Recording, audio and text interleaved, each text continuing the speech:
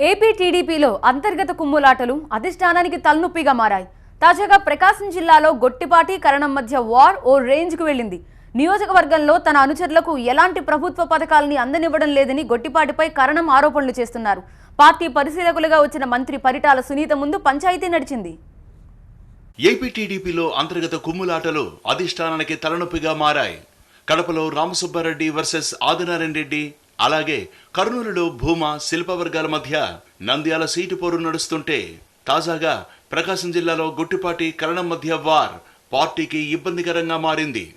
ఆయా జిల్లాలో నియోజకవర్గాల్లో పట్టు కోసం నేతలంతా పోటీ పడుతుండటంతో కార్యకర్తల్లో గందరగోళం నెలకొంటోంది. ప్రకాశం జిల్లాలో ఎప్పటి నుంచో కరణం గొట్టిపాటి కుటుంబాలకు రాజకీయ వైరం ఉంది.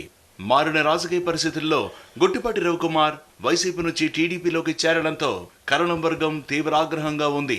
ఓ సమయంలో గొట్టిపాటిని టీడీపీలోకి రానివ్వకుండా అడ్డుకునే ప్రయత్నం చేసిన కరణం బలరాం చంద్రబాబు చర్చలతో కాస్త వెనక్కి తగ్గారు. అధిష్టానం ఎంత సర్ది చెప్పినా ఇద్దరి మధ్య సందర్భం వచ్చినప్పుడల్లా రచ్చ నడుస్తూనే ఉంది.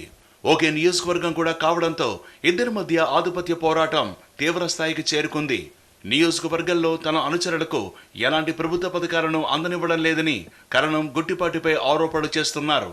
తాజాగా ఇదే విషయంపై పార్టీ పరిశీలకులుగా వచ్చిన మంత్రి పరిటాల సునీత ముందు పంచాయతీ నడిచింది. ఒంగోలులో ఎన్ఎస్బీ గెస్ట్ హౌస్ లో బాపట్ల పార్లమెంటరీ నియోజకవర్గ పరిధిలోని తెలుగుదేశం పార్టీ ఎమ్మెల్యేలు ఇన్ఛార్జీలు హాజరయ్యారు. రాష్ట్ర పరిశీలకురాలుగా పరిటాల సునీత వచ్చారు. ఈ సమావేశంలో అద్దంకి ఎమ్మెల్యే గొట్టిపాటి రవికుమార్, మాజీ ఎమ్మెల్యే కరణం బలరాం మధ్య వాగ్వాదం చోటు చేసుకుంది. అద్దంకి నియోజకవర్గంలో పింఛన్ల విషయాల్లో తమ వర్గం కార్యకర్తల పేర్లను తీసివేస్తున్నారని కరణం బలరాం మండిపడ్డారు.